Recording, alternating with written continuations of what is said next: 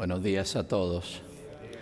Qué bueno es verles aquí en la casa del Señor. Déjenme pedirles por favor que se pongan en pie y vamos a repetir juntos este versículo lema que estamos adoptando en este año. Eres bueno y haces el bien. Enséñame tus estatutos.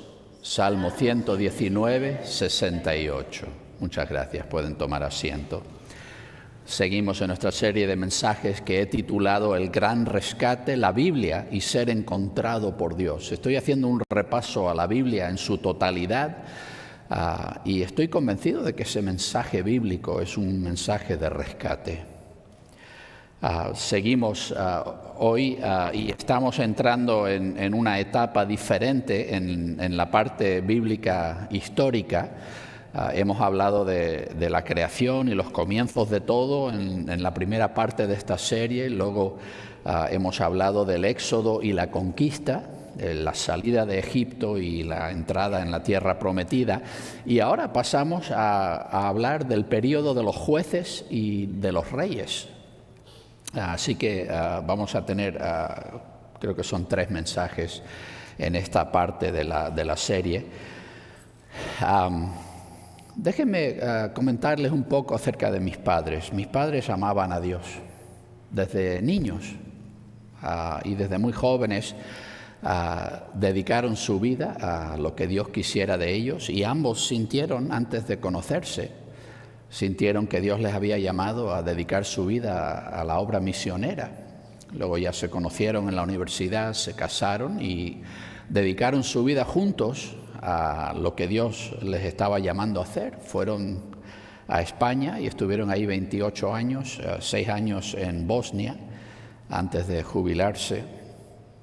Y al crecer en casa con mis padres enfrentamos muchos desafíos, pero mis padres siempre ponían sus ojos en Dios.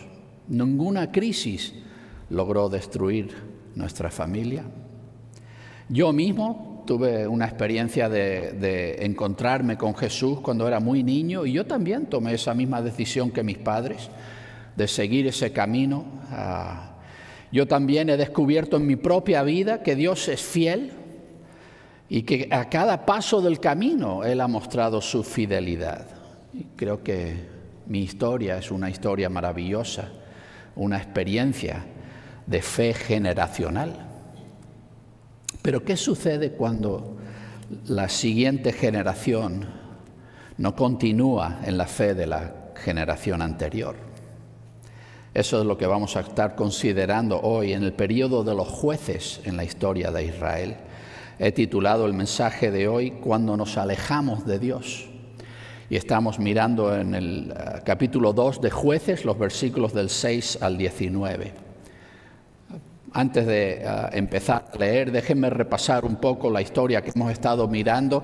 La semana pasada estábamos viendo cómo Josué, al final de su vida, Dios le ha usado para liderar al pueblo de Israel y han entrado y han tomado posesión de la tierra prometida y quedan solamente un par de pueblos que todavía no han sido quitados de en medio. Todavía un poco del territorio aún por tomar, pero Josué cuando se despide ya del pueblo de Israel les dice, sigan como han estado haciendo hasta ahora, confiando en Dios y Dios les entregará lo que queda por recibir de la tierra prometida. Y después de que Josué hace esa encomienda, ahí es donde tomamos la historia ahora en el siguiente libro, que se llama Jueces en la Biblia. Así que estamos aquí y antes de lo que vamos a leer ahora, porque empezamos el capítulo 2, el versículo 6, lo que sucede en el capítulo 1 y la primera parte del capítulo 2 es que nos cuentan que el pueblo de Israel tomó casi todo la tierra prometida, pero en el capítulo 1 de Jueces se nos dice dónde eran los lugares que no llegaron a conquistar, dónde eran los pueblos que no llegaron a desposeer como Dios les había instruido que debían hacer. Y explica que lo que hicieron en lugar de desposeerlos es que hicieron alianza con ellos. Así que en el principio del capítulo 2 aparece el ángel de Yahvé, una representación directa de Yahvé mismo, y habla con el pueblo de Israel y dice: yo les dije que ustedes entrasen y desposeyesen y quitasen estos pueblos de en medio, y ustedes no han hecho eso. Así que ahora yo no voy a quitar más estos pueblos de delante de ustedes. Van a quedarse ahí y van a ser enemigos que van a ser una causa de tropiezo para ustedes. Y ahí es donde tomamos la historia en el versículo 6. Y cuando Josué despidió al pueblo, los hijos de Israel se fueron cada hombre a su heredad para poseer la tierra. Y el pueblo sirvió a Yahvé todos los días de Josué y todos los días de los ancianos que sobrevivieron a Josué, los cuales habían visto toda la gran obra que Yahvé había hecho por Israel. Y Josué, hijo de Nun, siervo de Yahvé, murió a la edad de 110 años. Y lo sepultaron dentro del borde de su heredad en Timnat Serach, en un monte de Efraín, al norte del monte Gaas. Y también aquella generación entera fue reunida con sus antepasados. Entonces se levantó otra generación después de ellos que no conocía a Yahvé, ni la obra que él había hecho por Israel. Tenemos aquí una descripción de la situación y terminan estos versículos con una nota preocupante, ¿no? Ya hemos visto la semana pasada ese discurso final de Josué cuando él se dirige al pueblo por última vez y él ya despide al pueblo y cada uno se va y toma la heredad que le correspondía. Y toman la posesión que les había correspondido en cómo habían distribuido las heredades. Y se nos dice que el pueblo estaba sirviendo a Yahvé todos los días que vivió Josué. O sea que todo ese tiempo ellos estaban cumpliendo los mandamientos. Ellos estaban siguiendo la ley de Moisés y estaban cumpliendo el pacto, este compromiso mutuo entre ellos de obedecer a Dios y Dios ser su Dios y ellos ser su pueblo. Hicieron eso todo el tiempo que vivió Josué, y no solo Josué, sino después de que murió Josué había toda una serie de ancianos, de líderes en el pueblo que sobrevivieron a Josué, pero que habían vivido las mismas cosas que Josué. Y ellos seguían liderando lo que era común tanto de Josué como de estos otros ancianos es que habían visto toda la gran obra que Yahvé había hecho por Israel. Ellos habían experimentado de primera mano, Josué desde ya la salida de Egipto, pero lo que ciertamente habían experimentado estos ancianos es cómo Dios, cuando estaba el Jordán desbordándose de la gran lluvia que había en esa temporada del año, cómo Dios detuvo las aguas del Jordán y permitió que el pueblo de Israel cruzase en seco el río Jordán y entrase a tomar la tierra prometida. Ellos habían visto cómo Dios hizo que cayesen las murallas de Jericó sin el pueblo de Israel tener que hacer nada. Y habían vivido toda su vida viendo cómo Dios les había dado victoria tras victoria, cómo Dios nunca les había fallado y cómo Dios les había entregado fielmente esta tierra que les había prometido. Habían vivido cada una de estas cosas ellos mismos. Y se nos dice que Josué muere a la edad de 110 años y que los sepultan en su territorio. Josué era de la tribu de Efraín. Así que su heredad estaba dentro del territorio de Efraín y no se sabe con certeza, no se nos dice ni siquiera exactamente en qué monte fue que enterraron a Josué, simplemente que era un monte en el territorio de Efraín y que estaba al norte del monte Gaas, y hoy en día ni siquiera sabemos cuál era ese monte Gaas. Es una parte del terreno de Israel que tiene bastantes montes, así que no estamos muy seguros. Y se nos dice no solo que Josué muere y es enterrado, sino también que toda aquella generación es reunida con sus antepasados. Ese es un eufemismo que usaban los hebreos para hablar de que uno muere y es enterrado, porque la costumbre entonces, cuando morías, es que te enterraban en una tumba común donde estaban ya tus antepasados enterrados y tú te reunías con ellos. Entonces fueron reunidos con sus antepasados. La idea es que murieron y fueron sepultados en estos lugares de sepultura comunes de familiares. Y se nos dice que se levanta después de ellos otra generación que no conoce a Yahvé, ni la obra que él ha hecho por Israel. Y podemos entender ya con solamente leer esa frase que el período de los jueces va a ser un período difícil. No va a ser como el período de Josué, donde el pueblo conocía a Dios, donde el pueblo tenía fe en Dios, caminaba con Dios y Dios estaba haciendo grandes cosas. Ahora se levanta detrás de ellos una generación que no conoce al Dios de sus padres. Y es curioso pensar en eso, ¿no? Porque no es como que no se criaron en el contexto de la vida de sus padres, porque sus padres cumplían la ley y sus padres iban y adoraban a Dios y sus padres presentaban los sacrificios y hacían todas las cosas que la ley de Moisés decía que debían hacer. Así que estos niños se criaron con toda esa experiencia. Pero por algún motivo ellos no se unieron a la fe de sus padres. O sea que experimentaron la parte externa de la fe de sus padres, los rituales, las cosas que uno hace. Experimentaron eso, pero lo que no experimentaron fue la fe puesta en Dios y la relación de confianza en Dios y por tanto el conocimiento personal de ese Dios al cual adoraban.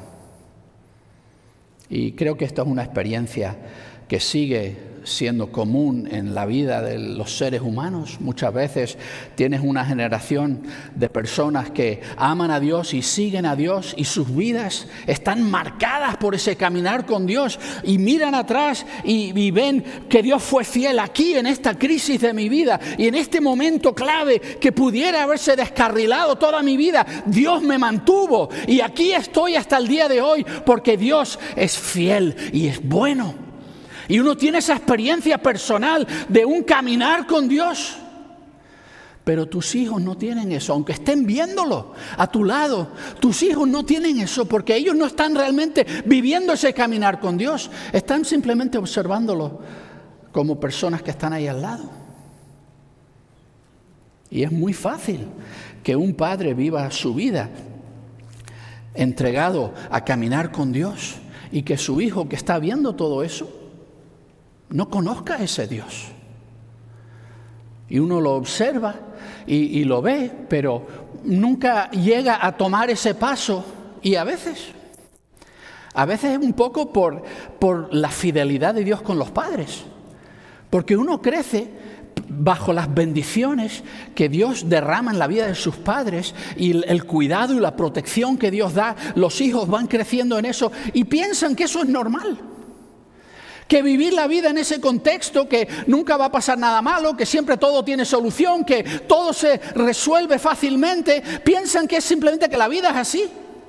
Y no se dan cuenta de que el único motivo por el cual sus padres están como están es que Dios les ha sostenido.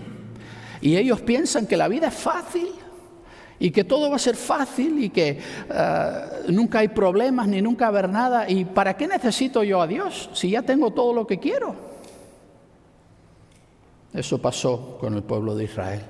Sus padres enfrentaron una situación de vida o muerte. Cuando ellos entraron a tomar posesión de la tierra, o eran victoriosos o iban a morir. Y Dios les libró. Pero una vez ganadas esas batallas, los hijos dicen, ¿para qué necesito yo a Dios? Así que no siguen en ese conocimiento. Y ni siquiera saben lo que Dios ha hecho porque ellos realmente no lo vivieron. No entienden la obra que Dios ha hecho. Para sus padres esa fe era fácil porque ellos lo habían visto, porque lo habían vivido. Pero los hijos piensan que no es gran cosa. Se dice, no sé si lo has oído alguna vez, que Dios no tiene nietos.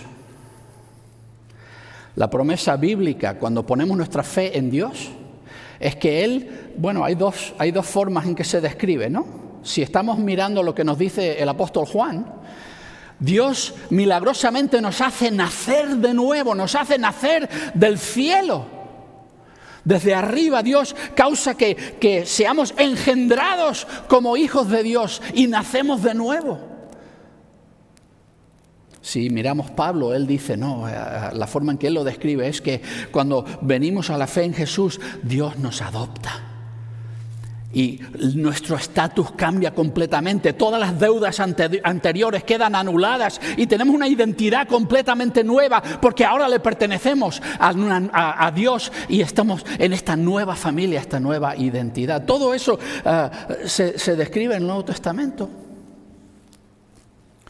Pero lo que sucede es que cuando tú entras en esta relación con Dios por fe, eso solamente se te aplica a ti.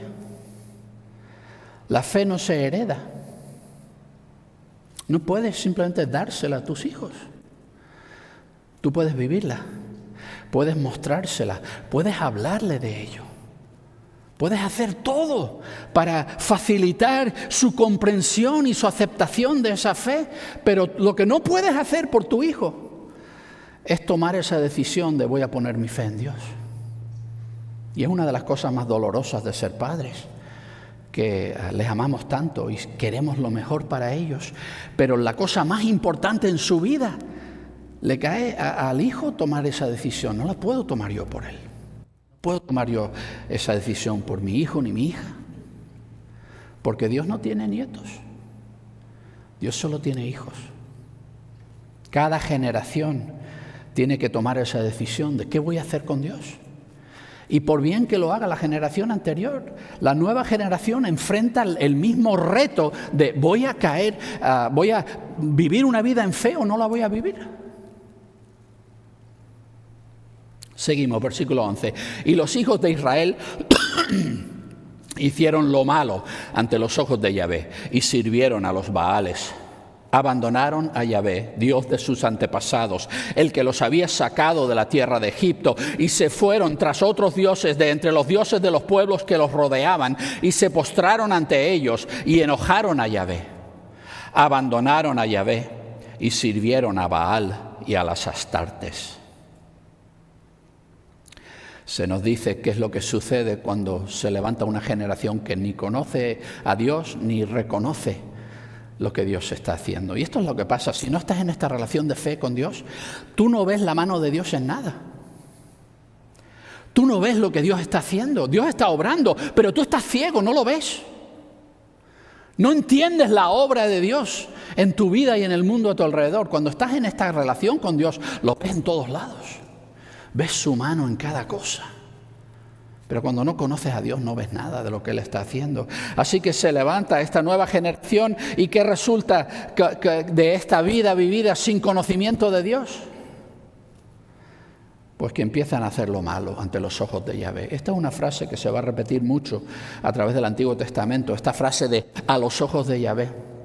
Y se nos dirá repetidas veces en los siglos que siguen después del periodo de los jueces que tal persona hizo lo recto ante los ojos de Yahvé o que tal persona hizo lo malo ante los ojos de Yahvé. Y lo que los autores bíblicos nos están tratando de comunicar es que Dios está observando nuestras vidas. Hay quien piensa que Dios está por ahí lejano, ahí en el cielo, distraído y no presta atención, no sabe qué está pasando. Pero el mensaje bíblico es que Dios está mirando. Dios está atento a nuestras vidas. Y Él sabe lo que está pasando en nuestras vidas. Y Él conoce la realidad de lo que estamos viviendo, si es algo bueno o malo. Si va a resultar en bien o va a resultar en mal. Nunca pienses que Dios no sabe lo que está pasando en tu vida. Puede que tú le ignores a Él, pero Él jamás te ignora a ti. Puede que tú huyas de Él, pero Él jamás huye de ti. Él está muy atento a tu vida, a cada detalle de tu vida. ¿Y sabes por qué? Porque te ama. Y cuando tú amas a una persona, te importa lo que está pasando en su vida. Así que Dios está fijo, mirando y está viendo lo que está pasando. Y Él sabe, esto va por mal camino. Están haciendo lo malo, no lo bueno. Dios les había dado su ley para guiarles en cómo vivir una vida buena, cómo hacer cosas buenas. Pero en lugar de eso están haciendo lo malo. Y se nos dice específicamente qué es lo que están haciendo mal. Están sirviendo a los Baales. La palabra Baal significa Señor y era un término genérico. Ahora, si hablamos de deidades en Canaán, la deidad principal en Canaán era Baal, aunque los filisteos tenían algunos otros dioses, Dagón, los amorreos y los moabitas tenían, los amonitas y los moabitas tenían sus dioses, pero en lo que es Canaán principal era Baal, el dios de la tormenta. Y cuando dicen Baales aquí en plural, lo más probable no es que esté hablando de muchos dioses diferentes, sino simplemente de este dios tormenta Baal y las representaciones locales que habían en cada lugar de cómo le adoraban, de lugares altos en diferentes sitios, diferentes contextos, pero se han dedicado en vez de a servir a Yahvé. Y si se acuerdan, cuando estábamos mirando los 10 mandamientos, Dios desde el principio de los 10 mandamientos dice que no adoraréis a otros dioses. No hay otros dioses. Estos son invenciones humanas, son engaños humanos que destruyen la cultura humana y que introducen cosas extremadamente negativas. Y mucha gente es muy negativa con la religión en general y tienen razón, porque cuando nosotros humanos nos inventamos cosas religiosas, siempre acaban siendo cosas torcidas que oprimen y abusan de la gente. Y Dios les había dicho, no tengáis nada que ver con eso. Solamente conmigo debéis tener esa relación de fe. Pero ellos se apartan de Yahvé y empiezan a servir a este Dios tormenta. Dice que abandonaron a Yahvé. No es que Dios se alejó de ellos, es que ellos se alejaron de Dios. Y en tu vida notarás que así es como funciona. Nunca es Dios el que te abandona a ti. Siempre eres tú el que decide, ¿sabes qué? No tengo interés en seguir buscando de Dios. Voy a ir y hacer lo que a mí me apetezca. Y hablan de la fidelidad de Dios. Este es el Dios de sus antepasados, que desde Abraham, Isaac, Jacob, José, desde todos estos siglos que han venido antes, Dios ha estado fielmente con ellos. Es el Dios que les había sacado de la tierra de Egipto. De no ser por la intervención de Dios, toda esta generación serían esclavos en Egipto. Pero como ni conocen a Dios, ni reconocen su obra, ni siquiera se dan cuenta de que el privilegio que ellos disfrutan ahora mismo es porque Dios ha sido bueno con ellos. Lo dan por sentado. Y se van tras otros dioses, de entre los dioses de los pueblos que los rodeaban. Y se postran ante ellos. Y enojaron a Yahvé. Aquí hay otra cosa que se nos dice acerca de Yahvé, y esto es algo que aparece a través de toda la Biblia. Dios no es un Dios impasivo. Dios no nos mira con desinterés. Cuando decimos que Dios tiene sus ojos puestos en nosotros, que Él se está fijando, es porque nos ama. Y cuando tú amas a una persona, lo que hace esta persona te afecta profundamente. Y vemos a través de toda la Biblia que Dios está profundamente afectado por lo que la gente que Él ama está haciendo. Y cuando hacemos lo malo, eso despierta en Él ira. Piénsalo como padre, tú amas a tus hijos. Si tu hijo se mete en drogas, ¿te quedas contento o te enojas? ¿Qué estás haciendo con tu vida? ¿Quién es el que se ha metido en tu vida para introducirte a todo esto? ¿Por qué quieres destruir tu vida? Y la reacción normal cuando amas a una persona y entra en algo que sabes que no es bueno es ira, y no una ira egocéntrica. Tantas veces la ira humana es egoísta, es tratar de dominar o tomar algo de otra persona. Pero cuando Dios se enoja, no es como cuando nosotros nos enojamos. Cuando Dios se enoja es simplemente algo motivado por su amor. Porque Él sabe el bien que quiere traer a tu vida y sabe que tú vas a impedirlo con ese mal. Y eso enoja a Dios. Nunca pienses que a Dios no le interesa tu vida y que no le afecta a Dios lo que tú estás haciendo en tu vida. provocan a ira a Dios porque le han abandonado y se han ido a servir estos dioses falsos, Baal y las Astartes. Y en esta religión cananea tenías el dios tormenta Baal y su pareja era Asera. Y también se habla aquí en plural porque había muchas representaciones locales de esta diosa que era supuestamente la diosa de la fertilidad y de la guerra. Pero se dedican a todo esto. ¿Por qué? Si a sus padres les había ido tan bien adorando a Dios y cumpliendo su ley y se habían criado adorando a Dios con sus padres,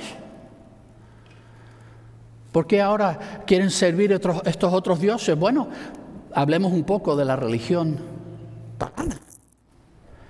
En el centro de toda esta religiosidad estaba una sexualidad corrupta.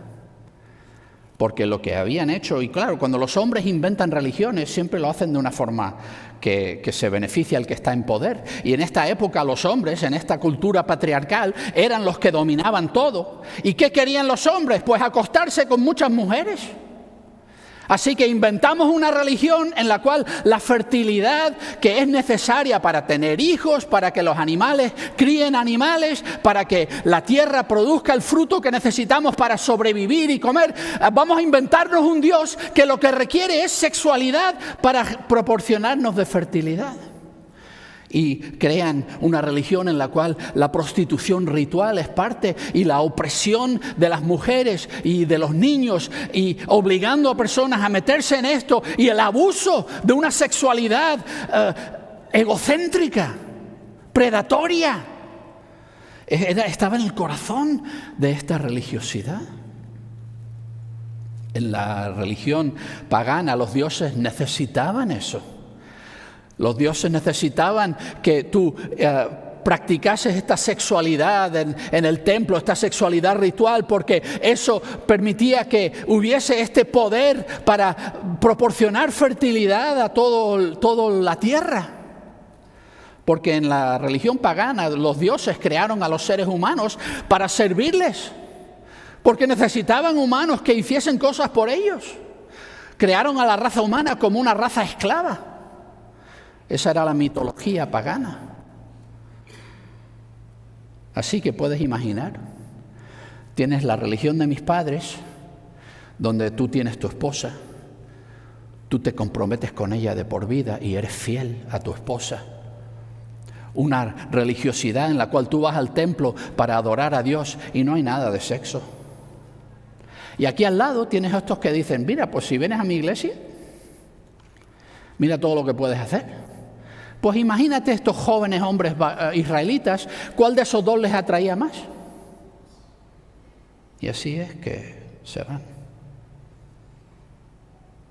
Notarás que aunque los rituales y las cosas cambian, en realidad el engaño que atrae a la gente joven para alejarse de Dios sigue siendo el mismo. No ha cambiado nada.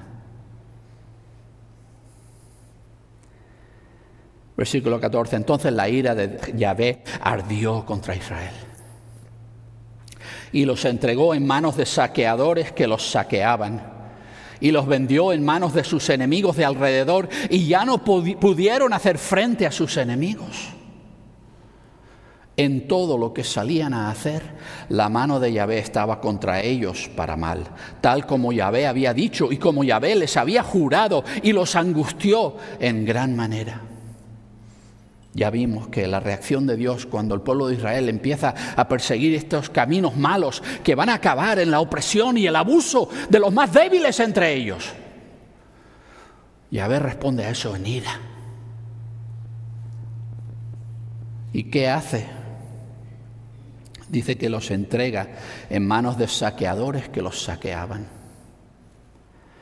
Los vendió. Casi aquí recordamos lo que pasó con José, que sus hermanos mayores lo tomaron y lo vendieron como un esclavo a unos ismaelitas que pasaban por ahí y acabó siendo esclavo en Egipto. La misma idea, Dios los vendió y los entregó en manos de sus enemigos. Y es curioso la ironía de todo esto. ¿Sabes quién eran estos saqueadores y estos enemigos? Eran los mismos amigos que les habían introducido a cómo adorar a Baal. Eran los mismos que se los habían ganado diciendo, mira, tu Dios no te deja hacer esto, pero mi Dios, jajaja, vente aquí y verás, lo vamos a pasar muy bien juntos. Y notarás que eso sigue siendo cómo funciona la cosa hoy en día. Siempre hay gente por ahí tratando de llamar a nuestros hijos y alejarnos de Dios. Y les hablan de la gloria de lo que es ser ateo o un pagano nuevo, neopaganismo. Vete a saber, cualquier forma, y son tus mejores amigos y rebélate contra tus padres y haz esto y haz aquello, nos lo vamos a pasar pipa, va a ser divertidísimo. Y cuando nuestros hijos se van a todo eso, lo que acaban descubriendo es que esos mismos amigos son los que más abusan de ellos, porque ellos realmente no les aman. Ellos simplemente quieren aprovecharse y tomar todo lo que puedan de ti. Y lo que acaba pasando cuando te desvías con este tipo de personas que te llaman es que te descubres que al final, en vez de ser tus amigos, son tus enemigos. Son los que más daño te van a hacer y te van a dejar hueco porque te van a quitar todo lo que puedan. Porque su único interés es en ellos mismos. Y es lo que le pasó a Israel. Lo que pasa cuando Yahvé se enoja con ellos porque han rechazado a Yahvé, se han alejado de Yahvé, es que Dios dice, ¿sabes qué? Ahora yo ya no puedo seguir protegiendo, ya no puedo seguir dando victoria, ya no puedo seguir ayudando. Porque yo no voy a apoyar esa forma de vivir. Yo no voy a ayudarte a abusar de tus mujeres. No voy a ayudarte. Y cuando Dios retira su mano, entonces se dan cuenta, ¿sabes qué? Con mis padres todo iba tan fácil porque mis padres caminaban con Dios. A veces uno se cría en un hogar cristiano y piensa que todo es fácil porque sus padres siempre han salido adelante bien. Y piensan, yo puedo hacer lo que me dé la gana y todo va a salir estupendo. Y lo que no te das cuenta, cuando tú abandonas a Dios, se acabó la protección. Se acabó el cuidado divino, se acabó la ayuda de Dios, porque Dios no puede bendecir eso. Y lo que queda es que estás expuesto ante un mundo feroz, un mundo predatorio que te va a robar todo. Ya no podían hacer frente a sus enemigos. Dice que en todo lo que salían a hacer, todo lo que emprendían, todo lo que trataban de hacer, la mano de Yahvé estaba contra ellos para mal. Dios estaba pendiente de asegurar que no estaba derramando bendición sobre nada de eso. Y esta es la cosa. A veces Dios hace eso en la vida de una persona y la persona tiene la desfachatez de enojarse con Dios. Y Dios dice, ¿sabes qué? Lo que estoy haciendo es exactamente lo que te dije que iba a hacer. Hasta te juré que lo iba a hacer. No te enfades conmigo como que te he engañado. Si te apartas de mí, no voy a protegerte. Si te apartas de mí, yo no voy a bendecirte. Enfrenta la vida tú por tu cuenta, ya que no me necesitas a mí. Pero no tengas la desfachatez de enfadarte con Dios como que Él ha hecho algo mal. Dios bendice el bien y nos ayuda y nos apoya. Pero cuando le damos la espalda, se acabó esa protección y esa ayuda.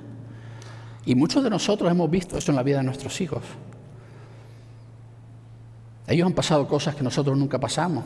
Yo he vivido desde los 6 años conociendo a Dios y yo reconozco la cantidad de cosas de las cuales Dios me ha protegido y librado. Pero yo he visto en la vida de mi hijo que eso no funciona cuando te alejas de Él. Te expones a lo que sea. Y esa es la ira de Dios contra el mal, que se niega a bendecirlo, se niega a protegernos. Y tenemos que enfrentar lo que nos caiga.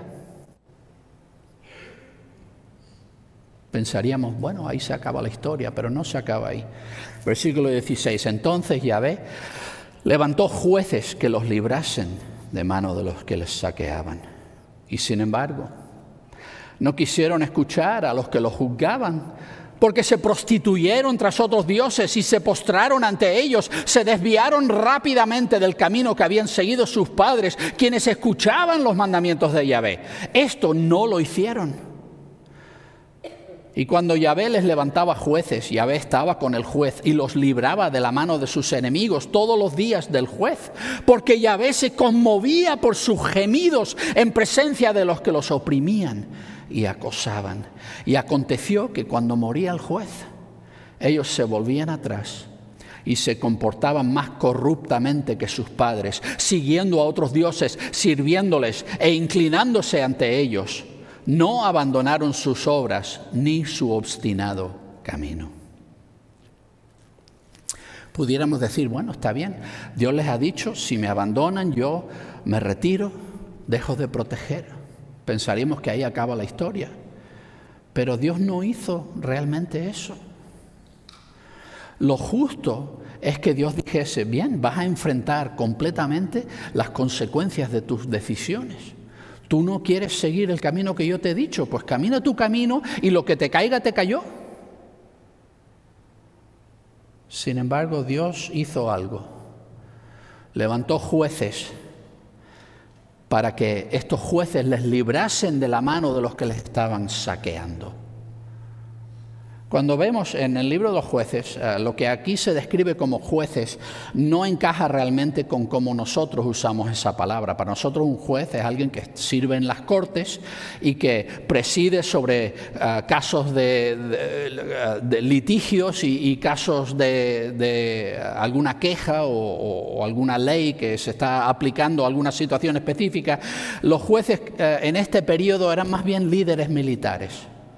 No eran reyes, no recaudaban impuestos, no tenían una corte, no emitían leyes, pero sí es posible que, y vemos en el libro de jueces, hay situaciones en las que la gente viene al juez para que el juez les ayude a resolver algún tipo de disputa, o sea que en ese sentido ejercían una labor como un juez, pero mayormente eran líderes militares. Reunían a una tribu o a varias tribus para batallar juntos y atacaban a un enemigo que les estaba saqueando y les daba un descanso de esa opresión.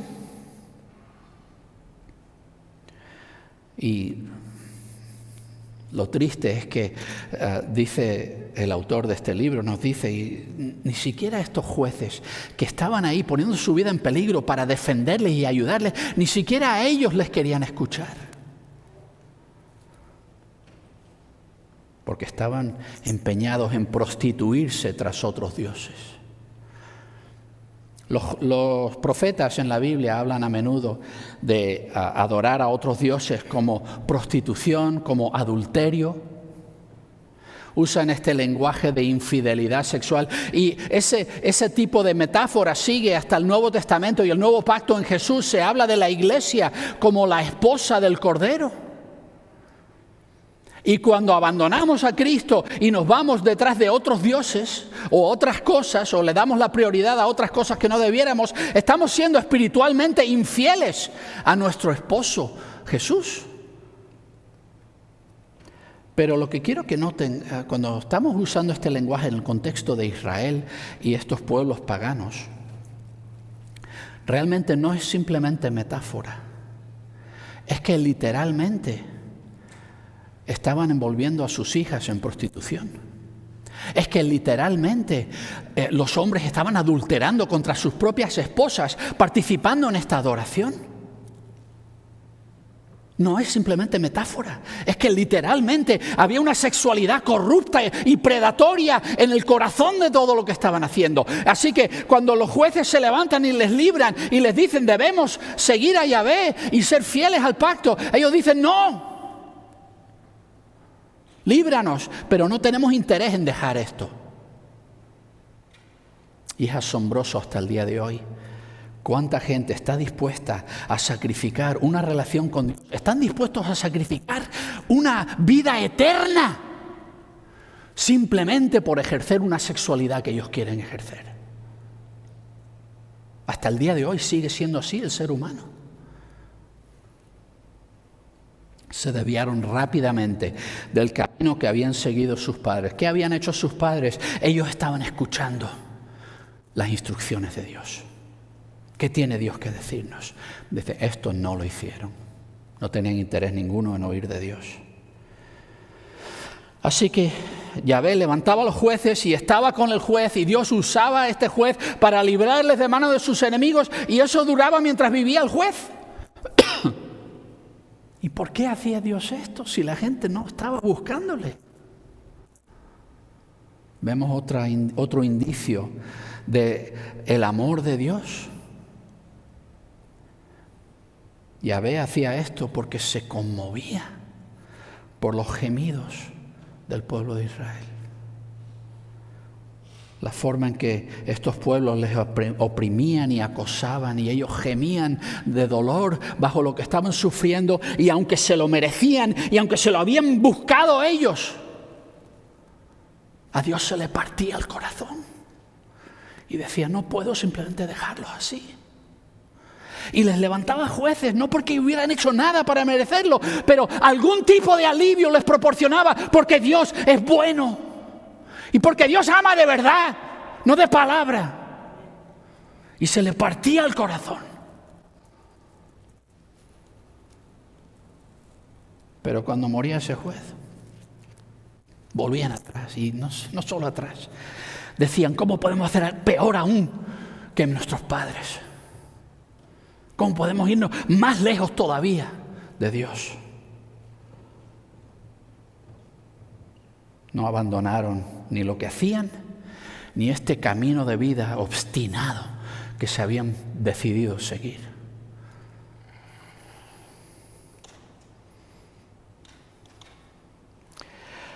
Les voy a advertir, si están leyendo la Biblia, quieren leer la Biblia, y les animo.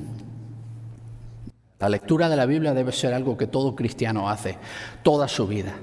Y debes leerla de principio a fin, y cuando terminas empiezas otra vez de principio a fin y sigue toda tu vida leyendo toda la palabra de Dios. Pero te voy a advertir, el libro de los jueces es uno de los libros más oscuros en la Biblia. Porque el libro de los jueces describe qué es lo que pasa cuando todo el pueblo decide no queremos seguir a Dios. Vamos a hacer las cosas a nuestra manera. Voy a hacer lo que a mí me da la gana. Y el resultado es horrorífico. Y el autor de este libro no solo nos cuenta los horrores que están sucediendo durante este periodo en la historia de Israel, sino que nos da los detalles más asquerosos, más desagradables. Porque Él quiere que el que está leyendo esto se sienta enfermo leyéndolo y diciendo, ¿quién quiere vivir así? Para que reconozcamos que alejarnos de Dios es destruir nuestra vida. Dios extiende misericordia.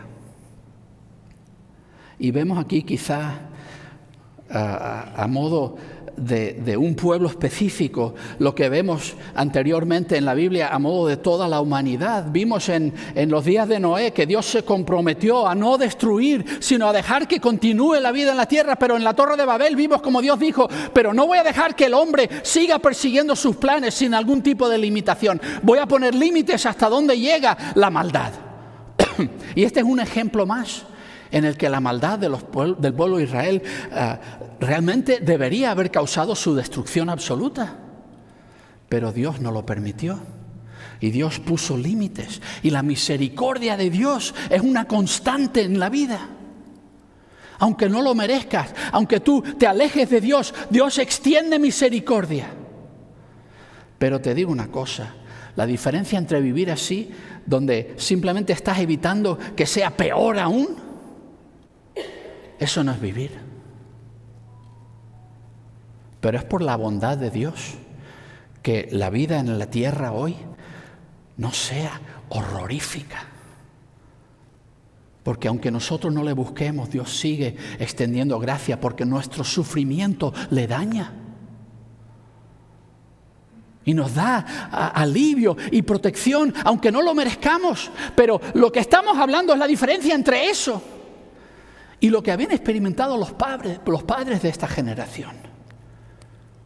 Una vida en la que Dios cuida de ti, en la que disfrutas de la bondad de Dios, en la que caminas en caminos buenos y lo que estás viviendo y haciendo es bueno.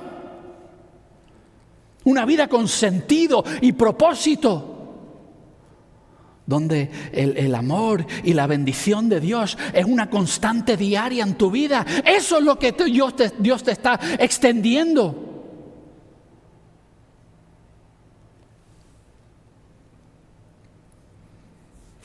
Si tuviste padres que aman a Dios, eres afortunado. Creciste bajo el paraguas de las bendiciones de Dios en las vidas de tus padres. Pero quizá te hayas dado cuenta de que esas bendiciones no son transferibles. Cuanto más te alejas de la fe de tus padres, menos se parece tu vida a la vida de ellos. Hay una razón por la cual esto es así. Dios está observando nuestras vidas y Él sabe si estamos caminando con Él o estamos eligiendo nuestro propio camino egoísta en la vida. Y cuando nos alejamos de Dios, Él nos permite enfrentar las consecuencias de nuestras malas acciones. Él permite que enfrentemos la consecuencia de vivir una vida egocéntrica. Y Él es misericordioso. No va a permitir que las cosas se pongan tan mal como debieran ponerse, como tú te mereces. Pero solo vas a conocer un verdadero descanso y una verdadera bendición de Dios cuando te rindes a Dios en fe. Cuando camines en el camino que Él te pone por delante. Te invita a caminar con Él. ¿Qué camino vas a tomar tú? Vamos a cantar un canto ahora y es nuestro tiempo de responder a Dios. Dios nos habla. ¿Qué le vamos a responder? Tendremos, mientras estamos cantando esta canción, el altar está abierto. Ven aquí, arrodíllate y respóndele a Dios lo que Él te está diciendo. Háblale tú a Él. Comprométete con Él. Pídele perdón si tienes que hacerlo. Ven mientras cantamos.